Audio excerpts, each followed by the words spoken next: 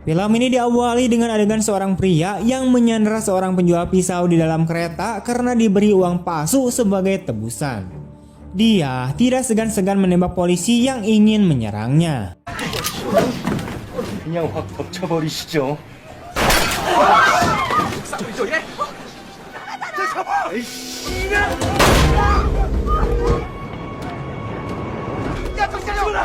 Di luar kereta, ternyata ada polisi yang menunggunya sementara pelurunya sudah habis.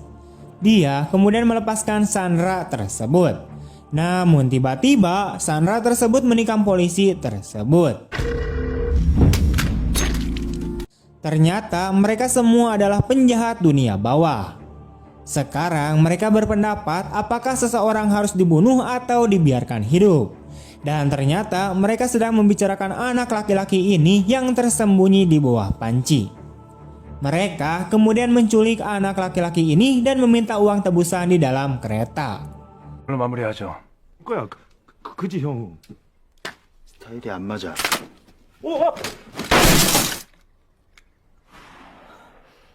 내가 결정해. 그런가?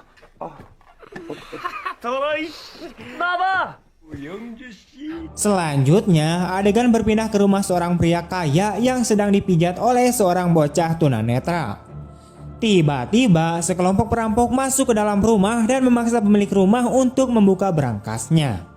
Namun, pemilik rumah menyalakan alarm dan mengancam perampok tersebut.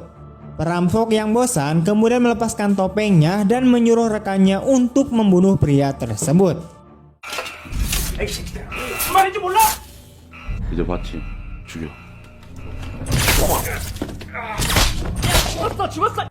Setelah itu, dia akan membunuh saksi yaitu bocah tunanetra.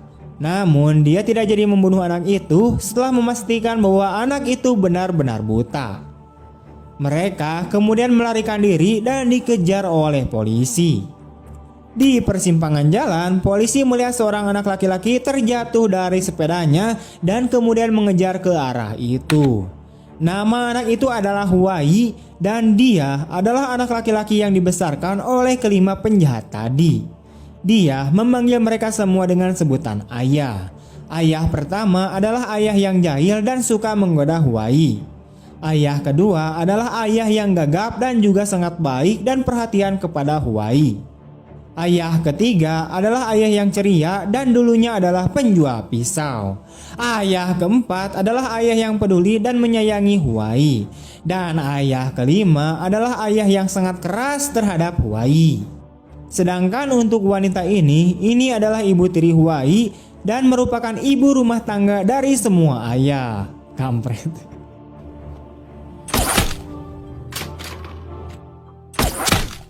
우리 아들 이거 올림픽 보야 되겠어. 야 연습 그만해. 밥 먹자. Dengan dibesarkan oleh penjahat profesional, Huai sangat ahli dalam menembak jarak jauh. Ayah keempat juga ingin Huai pergi ke sekolah seni di luar negeri dan memberinya identitas baru. Namun ayah kelima tidak setuju dan ingin Huai menjadi penjahat profesional seperti mereka. Di sisi lain, Huai sedang duduk di sebuah kafe dan menggambar sekelilingnya. Dia kemudian melihat seorang gadis yang disukainya. Dia tersenyum bahagia saat mengikuti gadis itu sampai dia hampir tertabrak oleh mobil. Mereka berdua mulai mendekat. Gadis itu memuji gambar Huai dan mengatakan bahwa ia juga menyukai fotografi, namun orang tuanya tidak mampu membiayai sekolah fotografi. Adegan kemudian berpindah ke kantor polisi di mana bocah tunanetra itu diwawancarai sebagai saksi. Namun dia bersikeras bahwa ia tidak bisa melihat perampok itu sama sekali. Orang ini adalah detektif Choi. Dia adalah polisi yang ditikam oleh ayah ketiga dulu. Karena kecerdasannya, ia dapat mengetahui bahwa saksi tersebut tidak sepenuhnya buta dari reaksi pupil matanya terhadap cahaya. Saksi yang tertekan akhirnya berbicara tentang apa yang dilihatnya. Tak disangka ada seorang polisi yang juga menjadi mata-mata bagi para ayah penjahat. Dia memberitahu ayah keempat untuk menghabisi saksi sebelum terlambat. Mereka kemudian meminta Huai untuk menembak saksi ketika dia meninggalkan kantor polisi. 살이 찢어지면 빨리빨리 꼬매야 돼. 무슨 말인지 알겠어? 네. 받아.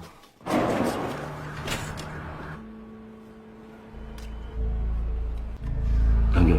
쏴! Namun saat akan menembak, Huai berhalusinasi melihat monster dan takut untuk menembak.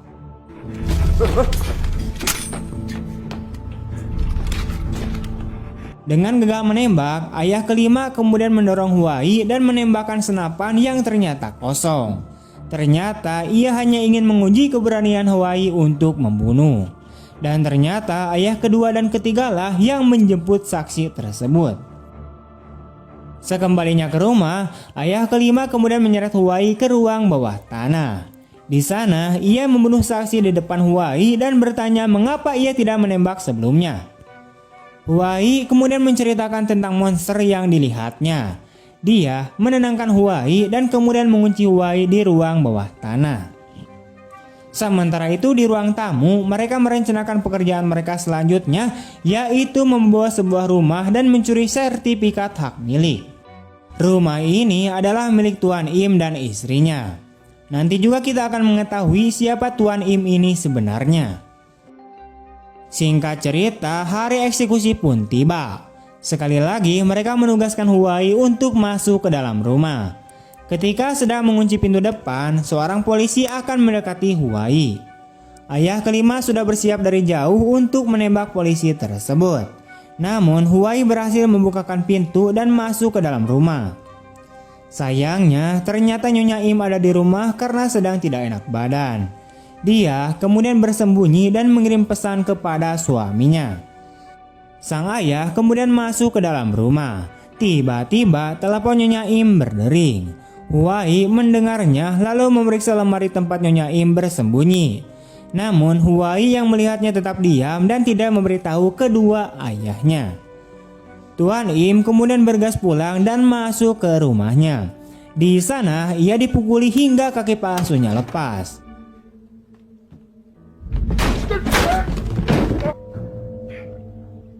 누구예요, 당신들? Tiba-tiba sang istri berhasil melarikan diri melalui Huai yang tidak melakukan apa-apa. Mengetahui hal ini, ayah kelima menampar Huai dan sekali lagi memerintahkannya untuk membunuh Tuan Im.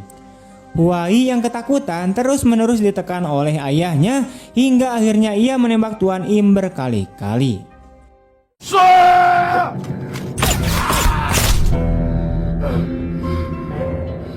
Kini polisi yang juga mata-mata kriminal tersebut harus menutupi bukti-bukti yang ada termasuk Nyonya Im yang dilihat oleh Huai.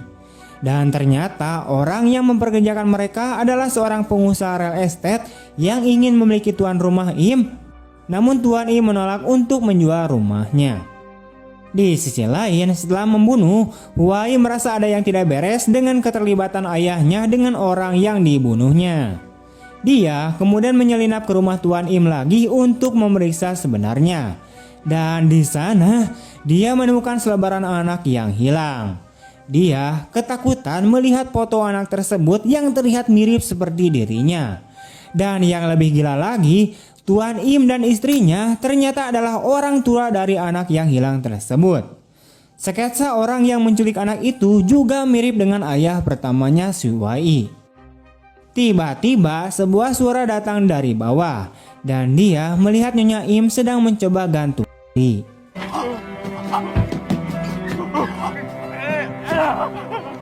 Sementara itu, beberapa ayah sekarang saat ini mencari Huai.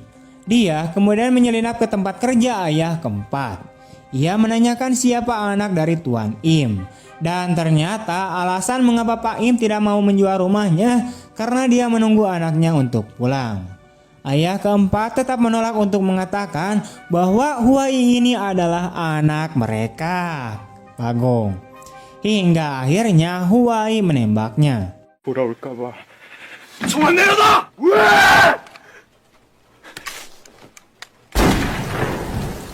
Adegan kemudian berpindah ke rumah sakit. Seseorang yang diutus oleh pengusaha real estate berusaha membunuh Nyonya Im. Tiba-tiba Huai datang dan menyerangnya hingga akhirnya Huai membunuhnya.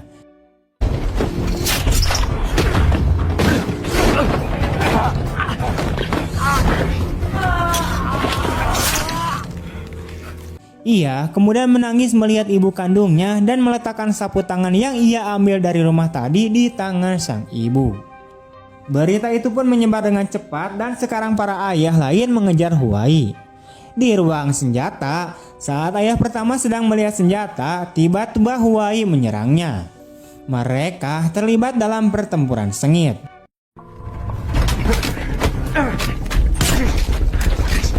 나도 죽이려고.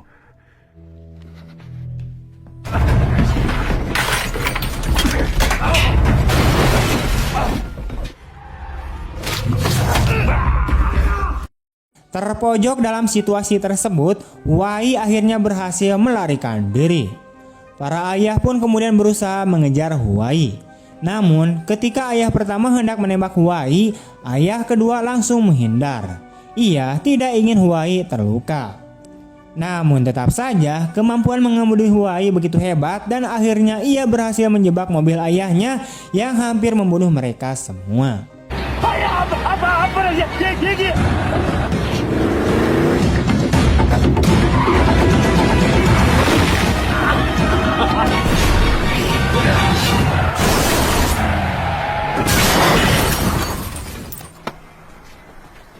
Sekarang Huai pergi ke tempat di mana dia diculik, yaitu di sebuah gudang tua. Dia kemudian memanggil para ayah menanyakan mengapa mereka membesarkannya.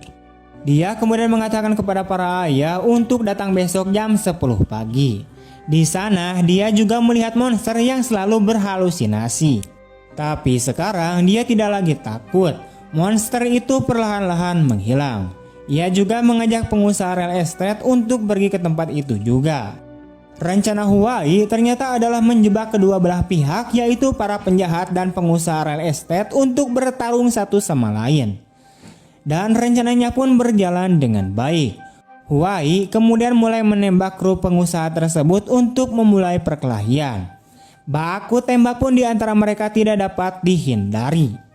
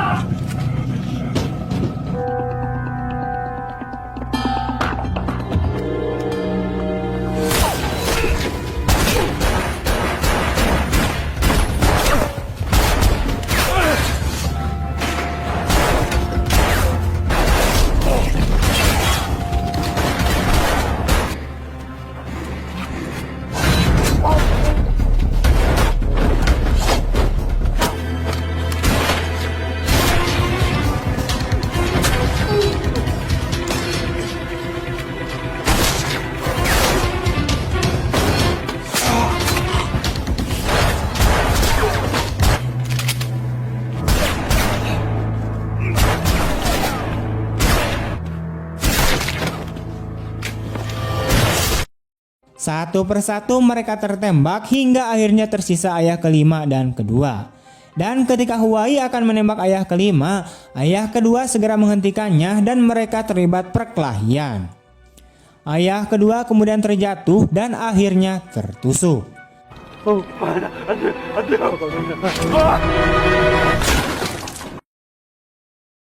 Ayah kelima kemudian pergi dengan mobil. Dan ternyata ia pergi ke rumah sakit untuk menemui Nyonya Im. Di sana dia kemudian menceritakan bagaimana semuanya dimulai. Ternyata kelima ayah tersebut berasal dari panti asuhan yang sama. Dan ayah dari Tuan Im adalah direktur yayasan tersebut.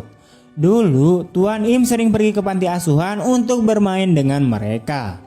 Ayah kelima saat masih kecil juga melihat monster yang sama dengan Huai dan Tuan Im membantunya dengan berdoa bersama. Tapi monster itu tidak mau pergi.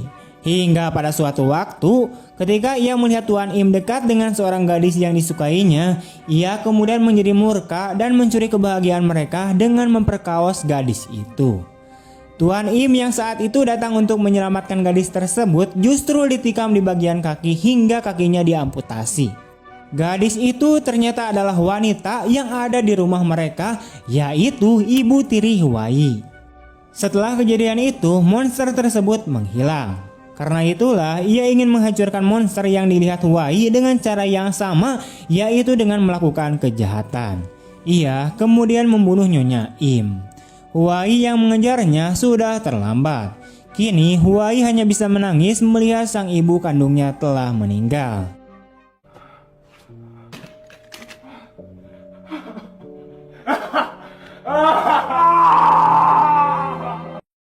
Ayah kelima akhirnya pulang ke rumah. Ia duduk dengan lemas dan meminta ibu tiri Huai untuk menyiapkan makanan. Kali ini wanita itu menolak dan mengutuknya.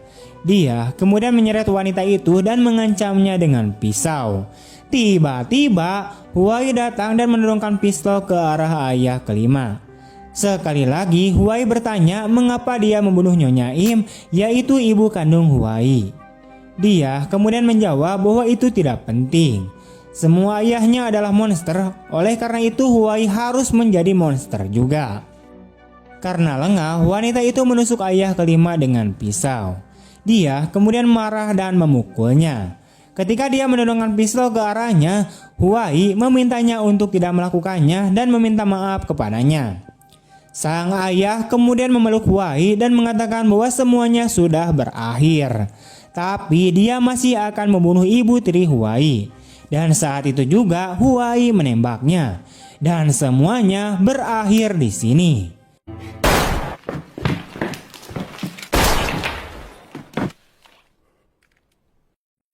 Di akhir cerita, Huai menghadiahkan sebuah kamera dan sketsa wajah kepada gadis yang disukainya. Tapi dia tidak bertemu dengannya. Dan selama upacara peresmian, dia menembak pengusaha real estate yang menyebabkan kematian orang yang dicintainya. 정말 어려운 일 해내셨습니다.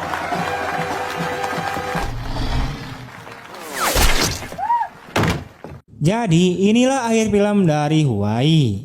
Bagaimana tanggapan kalian tentang film ini? Kalau dari saya sih film ini sangat-sangat rekomendasi banget untuk kalian tonton secara full. Dan alur ceritanya juga ya berplot twist dan menegangkan gitu.